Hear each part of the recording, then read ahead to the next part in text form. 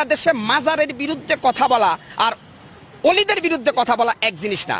মাজার পূজারী যারা আছে তারা এটাকে বিকৃত করে আমরা অলিদের বিরুদ্ধে বলছি, এ ধরনের একটা প্রপাগান্ডা কিন্তু চালিয়ে দিচ্ছে। এটা হচ্ছে তাদের নেক্সট শুরুতের ধোঁকাবাজি। আমাদের সম্পর্ক হবে মসজিদের সাথে, মাজারের সাথে না। স্পষ্ট কোরআনে কারিমে আল্লাহ পাক ইরশাদ করেছেন কবরের উপরে বিল্ডিং বানানো যাবে না। আমি কি আল্লাহটা শুনবো নাকি এদেশের তথাকথিত নাস্তিক বুদ্ধিজীবীদের কথা শুনবো? আল্লাহ বলছে তুমি সত্যের বাণী যদি উচ্চারণ করতে পারো হিম্মত নিয়ে, তাহলে যদি গোটা পৃথিবী তোমার বিপক্ষে চলে যায় তুমি সত্য থেকে এক চুলো সরবে না। আজকে আমি হকার সাইফুল বলল, যদি আমি রাষ্ট্রের কোনো দায়িত্বে আসতে পারতাম, আমি একদিন বেঁচে থাকতাম বাংলাদেশের প্রত্যেকটা মাজারকে ভেঙ্গে মাটির সাথে গুড়িয়ে দিতাম। এতে করে আমার জীবনে কি হবে আমি সেটা দেখবো না। এই মাজার ভাঙ্গার সাথে আল্লাহর সন্তুষ্টি জড়িত। আপনারা মনে করেন মাজারে যিনি শুয়ে আছে উনি হয়তো আল্লাহর জান্নাতে চলে গেছে। হযরত শাহজালাল শাহপরানরা আমাদেরকে ইসলামের দ্বীনি শিক্ষা দিয়েছে। আমার তো মনে হয় যদি শাহজালালকে আল্লাহ আরেকবার ফিরে দিত, শাহজালাল সিলেটের খাদেমকে আগে জবাই করতো যে বেটা বদমাইশ, আমি এসেছি এই জমিনের মধ্যে ইসলামকে কায়েম করার জন্য, আর তুই আমার পূজা করে আল্লাহর সাথে নাফরমানি করতেছিস। না, এটা শাহজালালের শিক্ষা হতে পারে না, এটা শাহপরানের শিক্ষা হতে পারে না। এটা হচ্ছে ধান্দাবাজ ব্যবসায়ী যারা আছে মাজার পূজারী, ওদের ধান্দা ওইটা। কি হয়েছে আজকে আপনারা আইসা মানববন্ধন করতেছেন কেন? মাজার ভাঙতেছি। আরে মাজার ভাঙতেছি আল্লাহকে খুশি করার জন্য। আর আপনারা মাজারে গাঁজা টানেন কেন? আপনারা মাজারে সেলফি তুলে মেয়ে ছেলে একসাথে এভাবে অবৈধ কাজ করতেছেন কেন? গান বাজনা বোল বাদ্য বাউল শিল্পী যারা আছেন, কোরআনের কোন রেফারেন্স আছে? আসেন আমি হকার সাইফুল চ্যালেঞ্জ করি, কোথায় বসবেন? কোরআন থেকে প্রমাণ করে দিব গান বাজনা বাদ্য ডোল হারাম, মাজার হারাম। আরে ভাই, বিশ্বনবীর কাছে যেখানে ছাওয়া নিষেধ সেখানে আমরা দেখছি অনেকে মাজারা যায় সেজদা দিচ্ছে। ওই চট্টগ্রামে এক ভণ্ড আছে মাইজ ভান্ডারের ওখানে, দেখি মহিলারা তারা সেজদা দিচ্ছে। আপনি এভাবে গোটা ইসলামটাকে ধ্বংস করে দিবেন আর আমরা ইসলামের পক্ষে কথা বলতে পারবো না। আপনি শয়তানের অনুসারী হয়ে হুঙ্কার ছাড়বেন আর আমি রাসূলের সৈনিক হয়ে আপনার হুঙ্কারের প্রতিবাদ করতে পারবো না। মুসলমান কি এত দুর্বল?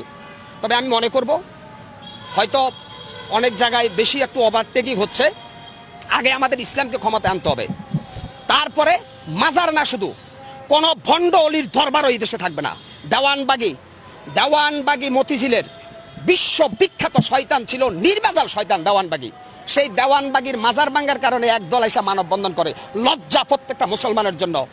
এইভাবে বিভিন্ন দরবার শরীফে আমরা দেখি যে এখানে উরুসের নামে গান বাজনা হচ্ছে, যেটা ইসলাম পরিপন্থী, কোরআন পরিপন্থী।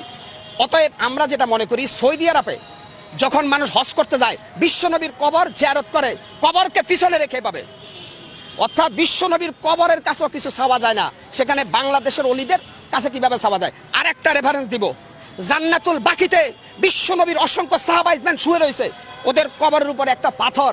বাংলাদেশে এরকম বিল্ডিং উড়াচ্ছেন, কারণটা কি? ওরা কি বিশ্বনবীর সাহাবীদের চাইতে দামি?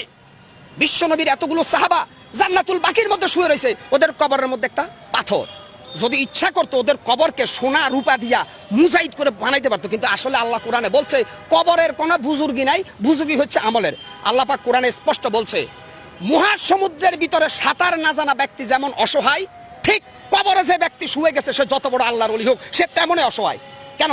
হাসরের ময়দান আল্লাহ কোরআনে স্পষ্ট বলছে আমাদের নবী মুহাম্মদ সাল্লাল্লাহু আলাইহি সাল্লাম ছাড়া প্রত্যেকটা নবী বলবে ইয়া নাফসি ইয়া নাফসি। তাহলে এই ভণ্ডদেরকে ওদের বাবা বা অলিরা কিভাবে জান্নাতে নিবে? এই বেটা গাঁজাখোর, বেটা বদমাইশ, কোরআন নাই, হাদিস নাই, ফরকালের চিন্তা নাই, আইসাই কয় আমরা মাজারের ভক্ত। তোমরা মাজার ভক্ত, মাজার পূজারী, অলিদের ভক্ত না। তোমরা শাহজালাল শাহপরান আব্দুল কাদের জিলানের অনুসারী না, তোমরা শয়তানের অনুসারী। ৯৬% মুসলমানের দেশে প্রত্যেকটা মুসলমানের ইমানি দায়িত্ব মাজার পূজারীদেরকে শায়েস্তা করা। এত করে যদি আমরা মারা যাই আমরা শহীদ আর ওরা আবু জেহেল। আজকে অত্যন্ত কষ্ট লাগে ভাই, অত্যন্ত দুঃখ লাগে।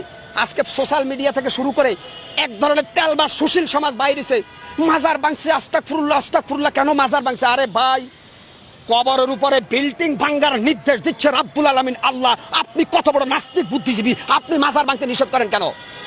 আমি বলছি না যে প্রত্যেকটা মুসলমানের ইমানি দায়িত্ব বাংলাদেশের প্রত্যেকটা মাজারকে ভেঙ্গে গুটি গুটি করে দেওয়া। এখানে উগ্রবাদের গন্ধ পাও, মৌলবাদের গন্ধ পাও, তাহলে আল্লাহর কোরআন নিয়ে বসো। এই মাজার পূজারীরা আসো, আমি বসবো তোমাদের সাথে। যদি কোরআনে জায়েজ দেখাইতে পারো মাজার, আজ থেকে আমিও কোনো মাজারের অনুসারী হব। অতএব তোমাদের এই ভণ্ডামি, তোমাদের এই ধান্দাবাজির বিরুদ্ধে কথা বলছিল বাংলাদেশের হাক্কানি আলেম ওলামা। তোমরা তাদেরকে আবু জেহেল বলছিলা। অর্থাৎ এজিদ যখন হাসান হুসাইনকে যখন এজিদের বাচ্চারা হত্যার ষড়যন্ত্র করে তখন অনেক নামদারি আলেম ছিল, এরা জালেম। আজকে অত্যন্ত কষ্ট লাগে ভাই। আমি মনে করি আল্লাহর কসম খাইয়া বলতে পারি আমার ভাগ্য পরিবর্তনের মালিক একমাত্র আল্লাহ। কোন পীর, কোন বাবা, কোন আউলি আমার ভাগ্যের ভালো বা মন্দ কোনোটাই করতে পারবে না। আমরা একটা পাকা চুলকে বাঁকা করতে পারবে না কোনো অলিমিয়া। আমরা অলিদেরকে সম্মান করি কেন? তারা আমাদের জন্য ইসলামের সংবিধানকে রেখে গেছে, এই জন্য আমরা অলিদের সম্মান করি। এখন মাজার বাংলা কি শাহজালালের ইতিহাস মুছা যাবে? শাহপরানের ইতিহাস মোছা যাবে? মাজারের সাথে শাহপরানের সম্পর্ক না, শাহপরান আর শাহজালালের সম্পর্ক আল্লাহর সাথে, আর মাজারের সাথে সম্পর্ক হচ্ছে খোদা দহি নাস্তিকদের। মিয়া কেন আপনারা এখানে বারবার বলতেছেন অলিদের বিরুদ্ধে? শাহজালাল, শাহপরান 360 জন যে অলি আসছে প্রত্যেকের সম্পর্ক ছিল আল্লাহর সাথে। আর যারা মাজারের মধ্যে সেজদা দেয়, পূজা করে, এদের সম্পর্ক ইবলিস শয়তানের সাথে। এরা শয়তান, এরা বাটপার, এরা ধোঁকাবাজ। কি হচ্ছে? শেখ হাসিনা প্যাসিস্ট হাসিনার আমলে হয়তো কেউ কথা বলতে পারে নাই, কারণ শেখ হাসিনা গোটা রাষ্ট্রটাকে জিম্মি করে রেখেছে। আজকে আমি মুসলমান, যেই দেশে মুয়াজ্জিনের আজান শুনে সূর্য উঠে, যেই দেশে মুয়াজ্জিনের আজান শুনে সূর্য ডুবে, সেই দেশে কোরআনের পক্ষে আমি কেন কথা বলতে পারবো না? মাজার পূজারীদের কোনো দলিল নাই, আর যারা মাজার পূজারীদের বিরুদ্ধে তাদের দলিল আছে আল কোরআনের সংবিধান। সেই আল কোরআনের সংবিধান দিয়ে যদি বিচার করি, তাহলে মাজার পূজারীদেরকে আমরা প্রথমে সতর্ক করব, তারপরে তাদেরকে সুযোগ দিব, তারপরে তাদের বিরুদ্ধে অল আউট অ্যাকশনে যাব প্রত্যেকটা রাসূল প্রেমিক সৈনিকরা। আল্লাহ স্পষ্ট কোরআনে বলেছে যে খবরদার শিরক করো না, শিরক করবে না। আমার হায়াতের মালিক, আমার মওতের মালিক, সবকিছুর মালিককে আল্লাহ। এই বাটপারের বাচ্চারা আর একটা ব্যাখ্যা দিচ্ছে আমাদেরকে যে উসিলা ছাড়া কোনো কিছু হয় না। আমরা যেহেতু গুনাহগার, ওলিয়া আউলিয়ার উসিলায় আল্লাহ আমাদেরকে একটু মাফ করে দিবে। ওই বেড়া বাটপার, ফজরের নামাজের সময় মসজিদে ঢুকা আল্লাহর কাছে হাত তোলা, আল্লাহ মাফ করবে। তোর এই ভান্ডাবাজি বাটপারি বন্ধ কর বেটা। কোন মৃত মানুষের উসিলায় দোয়া করার জন্য আল্লাহ নিষেধ করছে। কোন মৃত মানুষের উসিলায় দোয়া করা যাবে না, জিন্দা মানুষের উসিলায় দোয়া করা যায়। এই বাটপারের বাচ্চারা কবরের কাছে যাইয়া আল্লাহর ওলিদের উসিলায় মাফ চায় আল্লাহর কাছে। কেন? তুই এত বড় শয়তান, আল্লাহ তো দোয়া কবুল করবে না। অর্থাৎ আল্লাহ তাআলা বলছে দোয়া কবুলের প্রথম শর্ত হচ্ছে 5 ওয়াক্ত নামাজ। দোয়া কবুলের প্রথম শর্ত পবিত্রতা অর্জন করে আল্লাহর কাছে সেজদা দেওয়া, তাহলে আল্লাহ দোয়া কবুল করবে। কিন্তু এই গাঞ্জাখোর বাটপারের বাচ্চারা কয় দোয়া কবুলের জন্য নাকি শাহজালাল লাগবে। আরে বেটা, শাহজালাল কি ওখানে আছে না আল্লাহর জান্নাত আছে? তুই জানোস? এই শাহজালালের কবরে আমি গেছি, একটা অভিজ্ঞতা বলে শেষ করি। আমি সিলেট গেছিলাম শাহজালালের কবর দেখার জন্য। সেখানে দিয়া দেখলাম আরবি হরফ লেখা একটা চাদর দিয়ে শাহজালালের কবরকে ডেকে দিছে। হঠাৎ করে দেখলাম বৃষ্টি পড়লো, আম পাতার উপরে কাক পায়খানা করছে, কাকের পায়খানা আরবি হরফের সাথে লাগতেছে। ভাই কি নির্লজ্জ বেহাইয়াপনা! যেখানে শাহজালালের কবরের কোনো বুজুর্গি নাই, সেখানে আল্লাহর কালাম লেখা একটা চাদরের উপরে যে ফাকির পায়খানা করতেছে, এখানে কোরআন অবমাননা করতেছে। ওরে সর্বনাশ! আল্লাহর কোরআনের চাইতে কি শাহজালালের মর্যাদা বেশি বেটা? তাহলে তুমি কেন ওখানে গিলাপ লাগাইছো, আরবি হরফ লাগা, ওর মধ্যে ময়লা পড়তেছে? তাহলে আল্লাহর কোরআনের ইজ্জত কে বাদ দিয়া তুমি শাহজালালের চাদর দিয়ে ডাকছো। শাহজালাল তোমার মতো গাজা করে চিনে?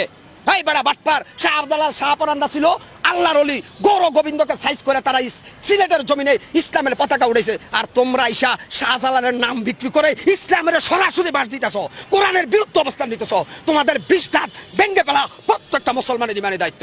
সবাই ভালো থাকবেন, সুস্থ থাকবেন ইনশাআল্লাহ।